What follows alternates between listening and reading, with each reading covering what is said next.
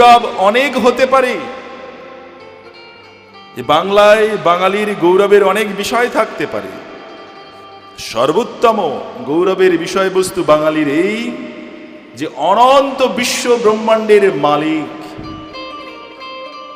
যার অঙ্গুলি নির্দেশনে সমস্ত বিশ্বের লয় প্রলয় হয়ে থাকে, যার থেকে অনন্ত বিশ্ব ব্রহ্মাণ্ডের জীবসাধারণ আবির্ভূত হয়, যার এক শ্বাস প্রশ্বাসে অনন্ত বিশ্বের আবির্ভাব এবং প্রলয় হয়ে থাকে, সেই অনন্ত বিশ্ব ব্রহ্মাণ্ডের মালিক বিশ্বপিতা তিনি এই বাংলার ঘরে একেবারে বাঙালির পুত্র রূপে আবির্ভূত হয়েছিলেন শচীদেবী এবং জগন্নাথ মিশ্রের আলয়। বাঙালির গৌরব এখানেই যে অনন্ত বিশ্ব ব্রহ্মাণ্ডের মালিক তিনি এই বাংলার ঘরে জন্মগ্রহণ করেছিলেন। আর যে বিষয়, যে প্রেম স্বয়ং ভগবান কৃষ্ণচন্দ্র দিতে পারেননি,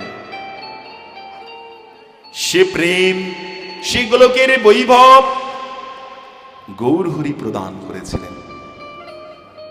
ভগবান অনেক স্থানেতেই আবির্ভূত হয়েছেন, অনেক জায়গায় আবির্ভূত হয়েছেন, কিন্তু বাঙালির ঘরে যে ভগবান আবির্ভূত হয়েছেন গৌরহরি,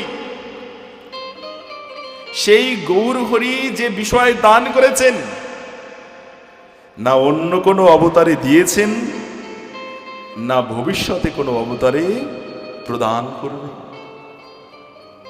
বাঙালির সর্বোত্তম গৌরবের বিষয় হচ্ছে এই স্বয়ং ভগবান এই বাংলার আকাশে বাতাসে, বাংলার সমস্ত পরিবেশে, বাঙালির সমস্ত স্মৃতিতেই এই গৌরহরি বিরাজ করছে।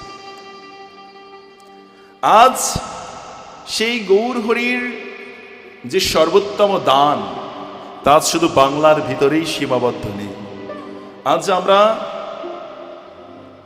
এই সোশ্যাল মিডিয়ার মাধ্যম থেকে আমরা জানতে পারি বহির্বিশ্বে বিভিন্ন প্রান্তে সর্বত্রই এই গৌরহরির নাম সংকীর্তন, তার যে আমন্দ দয়া, সেই দয়া কিন্তু আজ সকলেই গ্রহণ করছেন, দু বাহু তুলে উদ্ভাসিত হয়ে নৃত্য করছেন। এটি হচ্ছে বাঙালির গৌরব। আর সেই স্থানকে দর্শনের জন্য আমরা